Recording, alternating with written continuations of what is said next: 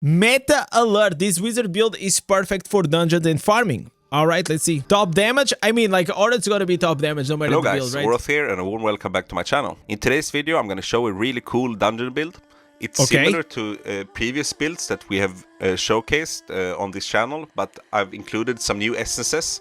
And what's so good about this build is that it has super high mobility.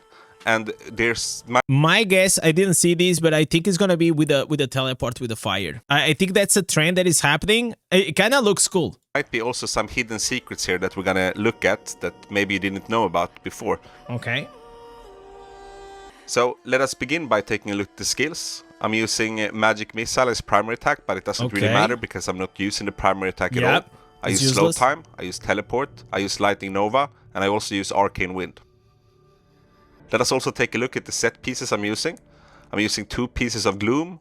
And here, of course, I have very high critical hit chance.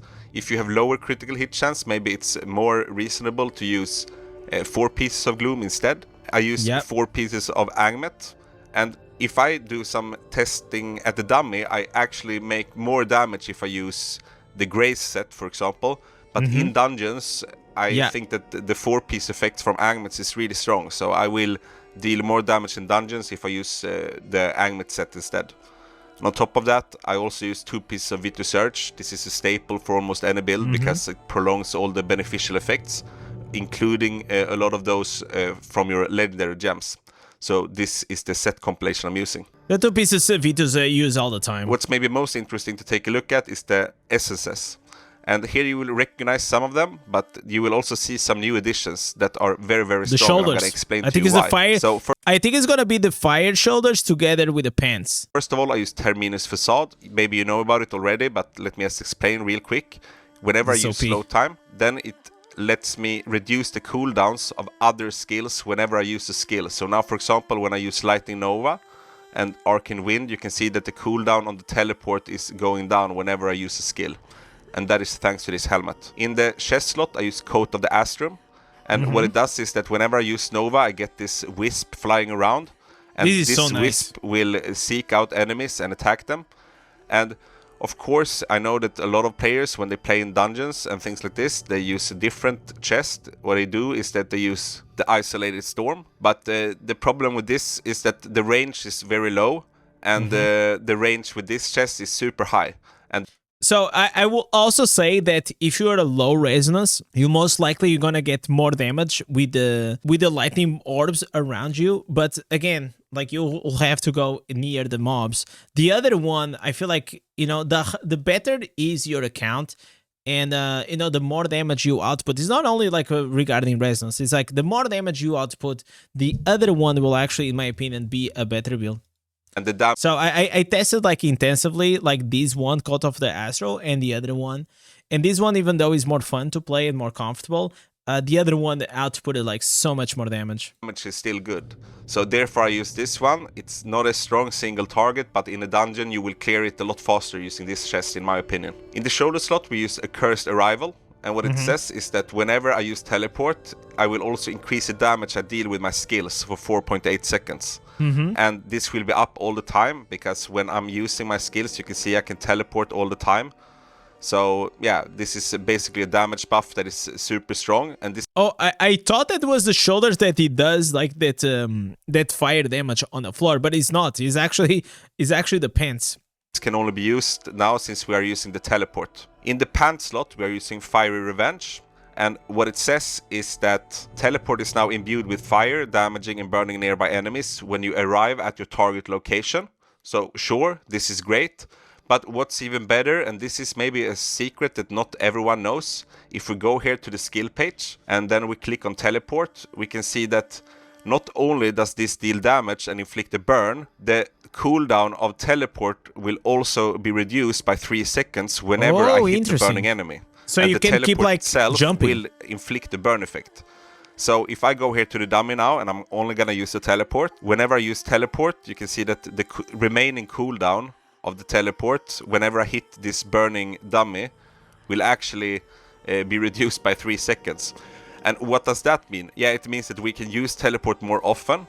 And it also means that we can spam the other skills more often, because when we reduce the cooldown of teleport, we can use it more often, which will lead to more uses of...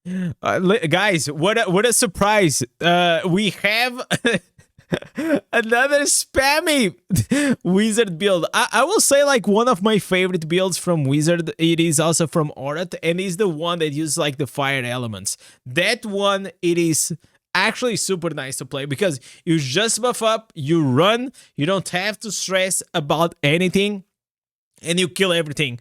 But you know, like, it's always good, like, to try different things. Of the other skills as well, so it's like a double. The damage output is also and not the same, thanks right? to this, I can have so many of these wisps up at the same time, and of course, the mobility of this build is therefore also crazy. Yeah. And I am often able to outdamage anyone else in a dungeon, because it's not only about dealing a lot of damage, it's also about getting to the enemies as fast as possible. And to be honest, this build is crazy in that regard. So I can spam the teleport and just dash through the dungeon like a maniac, and it's super nice. And of course, I know that not everyone likes to play these spam builds. I have released other builds as well where you don't have to spam as much. But if you want to clear dungeons as fast as possible, this is an excellent build for that purpose. In the main end slot, I use Missile Rend, and what it says is that Arcane Wind now unleashes if you want to be fast, you gotta be sweaty. It bounces between you and multiple enemies, damaging and slowing them. Enemies already slowed will become immobilized. And of course, this deals a lot of damage, and it's also an AoE attack, because it will bounce between the enemies. But what it also will do is that it ensures that I will constantly activate my damage done to enemies suffering loss of control affixes. You will apply Of course, this does not work on the boss, but it will work on anything else. So also, it's a bit annoying. Like, every time you make a build and you say this damage loss of control, there's always like 5 or 10 guys on the comments saying, "Oh yeah, but that doesn't apply on the boss," and I'm like, yeah, I know that. But, you know, until you reach to the boss, you're going to have a lot of damage boost and increase. So it's going to help you to clear the packs. Very strong for this build. In the first offense slot, I use Blood of the Wind.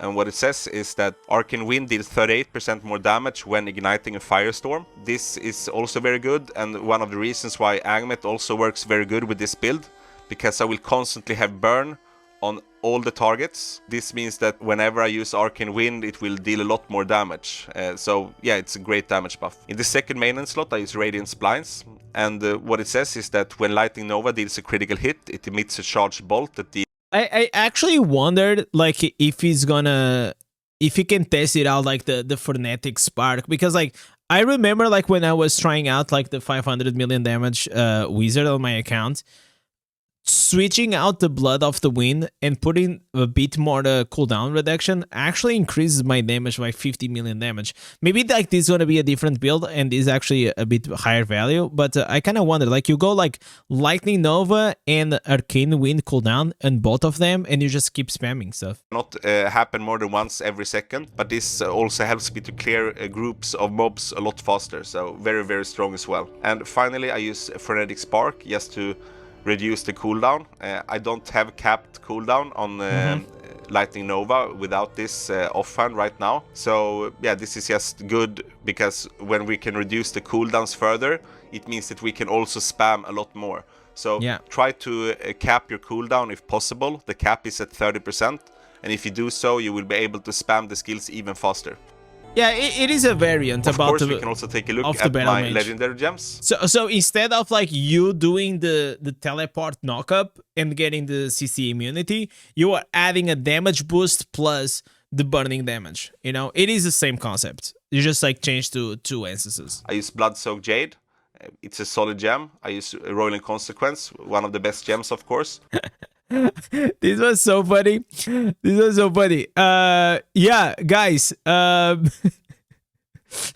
Blood-Soaked Jade, rank 10. Yeah, it is a solid gem. Then we have what? It was like Rolling Consequence. Rank 10. Yeah, guys, solid. Consequence, one of the best gems, man, of course. Aurat is fucking stacked, boys. Like, look at this. Rank 10, 5 out of 5. Wow, dude. I use Bottled Hope, Pain Clasp, Fervent Fang, I use Mornskull, I use Spectre Glass, and I also use Colossus Engine. And the Colossus Engine is super strong for this build because all of my damage, almost all of it, will be from skills. So very, very strong. And also you're big if you don't have all of these in the skill gems, range. you can of course swap in Berserker's Eye or Entropic Well or something else. So there are many options, but this is my favorite setup for this specific build. We can also take a look at the Reforgers I'm using. This is my optimal this is the go-to meta. Reforge set that also works very well for PvP for many builds. So it's damage done to enemies suffering loss of control, damage done to demons, attack speed, duration of beneficial effects, and critical hit damage. I will not be able to activate the family bonus consistently with this build because I'm gonna use skills all the time. But the effects here are still crazy. Good, so it doesn't really matter. I would still go for this setup probably. Yeah. It doesn't matter. Let us of course also take a look at the Paragon settings I'm using. I use the Harbinger, and I use Blur, Ambush, Honed Steel, Fate, and I also use Quickstep. This is very, very strong for this build because I will be able to dash all the time. And this will give me 30% increased damage, and it will also give me 20% increased critical hit chance. If you use if you use any dash, for example, if you're the Tempest, even now on the Bard, right, like we are using the Leap, you go with the Harbinger, especially if you're running dungeons. It is really, really strong, and it's fun to play. The reasons why maybe 4 Pieces of Gloom is not necessary because it won't stack with this effect. And if you have low critical hit chance, use 4 Pieces of Gloom, then you don't need to use Honed Steel. Then you can use something else from this tree. So just keep that in mind. So now we have looked at the setup of this build. Now let us see how it performs in some live action. And let's look at it, a couple of dungeons. So here we find ourselves in Mad King's Breach, and what I always do is this is what I was saying, guys. Like if you're like this strong and you have like these arcane winds, they go and they're gonna explode the mob. It doesn't really matter. Activate slow time when I enter dungeon, and then I can just start the spamming and dashing to get through the dungeon as fast as possible. And as you will see very soon, I'm able to outpace almost anyone using this build. Oh my god! So, even if you're lower resonance, look at this. Thanks to your high mobility, you can dash ahead. And this is literally like playing PvP, boys. Be the most impactful player in the party when you are playing PvP, dungeons. man. That's very good. It's the same thing. And yeah, I also. It's actually cool. By the way, I have nothing against because PvP with this, not this specific one, but with this almost archetype, it is so fun to play. Very fun build to play. This reminds me a lot of this.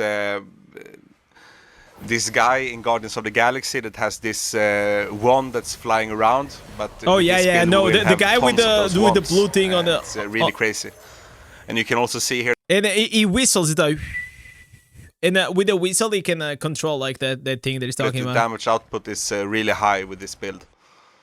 12 million damage, guys. And here with the build that here, it is not even to do like any crazy whatsoever, damage. Just clear everything.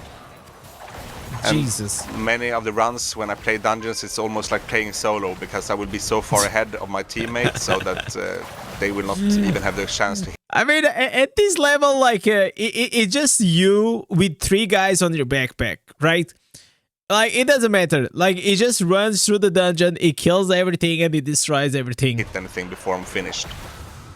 Like look at it. The guys probably are still taking the teleport, and Orat is already on the boss. Oh, dude. Make sure that you don't use any skills without slow time active.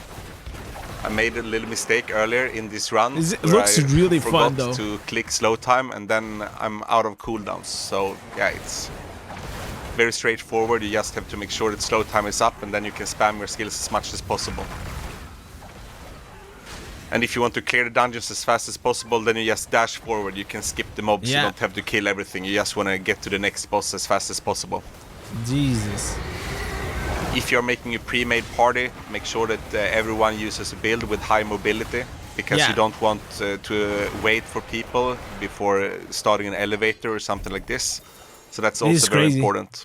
So that was Mad King's Kinda low-key. You know what? I love these builds, man. And they are super fun to play with, and you can have a blast, man. Like if I had like this much fun in PvP, I can only imagine this.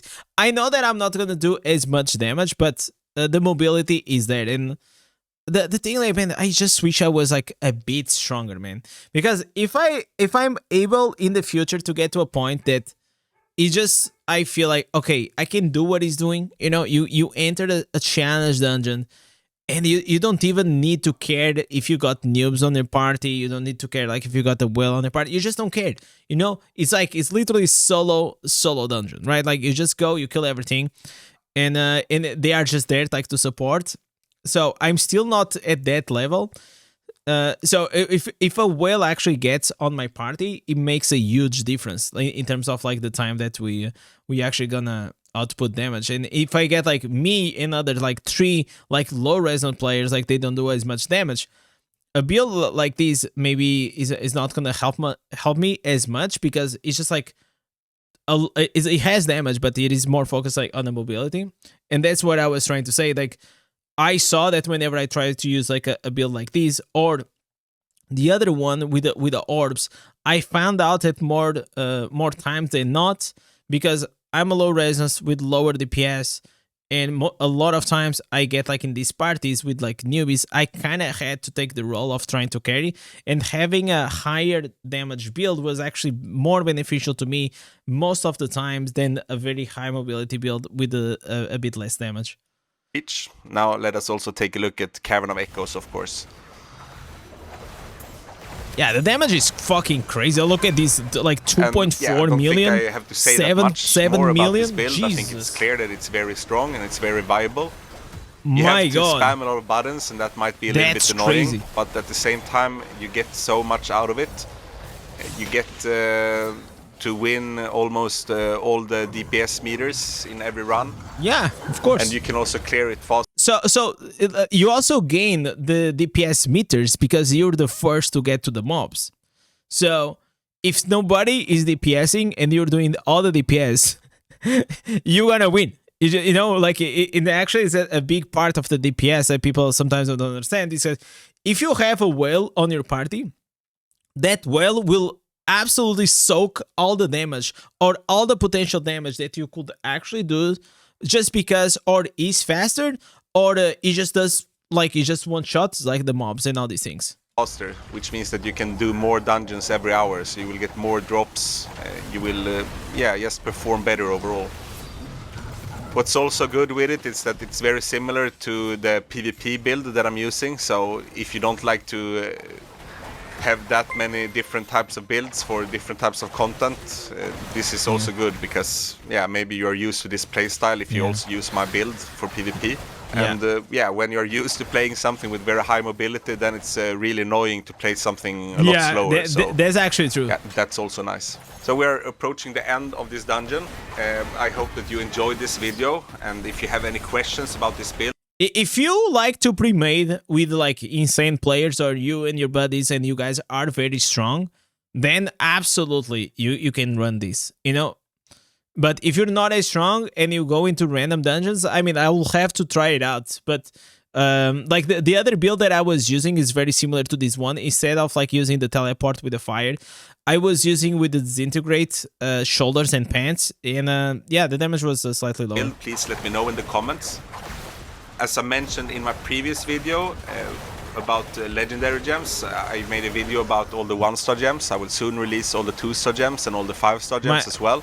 My wizard was also strong, very but not like news this, coming up for this. I mean, like this is like the difference whenever this like I mean, there is only so much we can do, okay?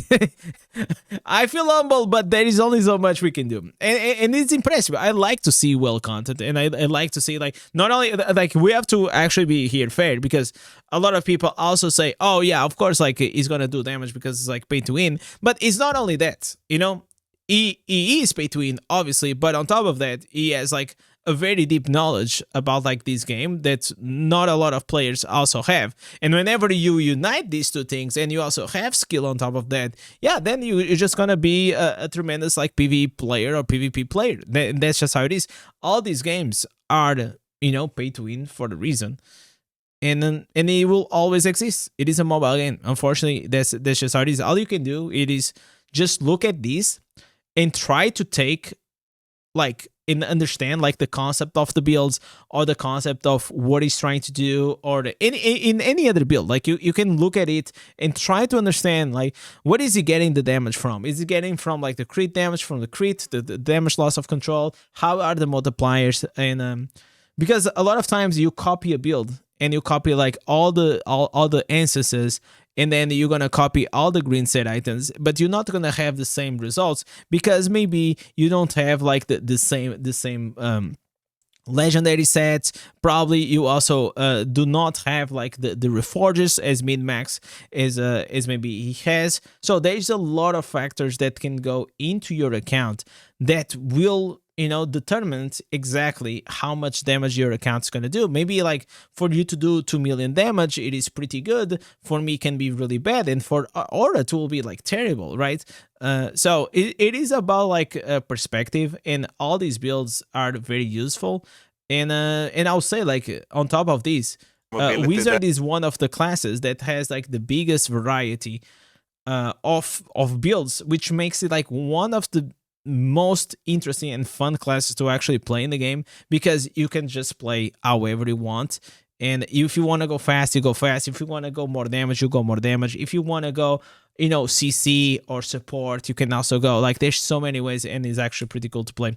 So another like great video here from Orat. Go there, drop him a like and a sub if you still didn't. What a fun build. What a fun build.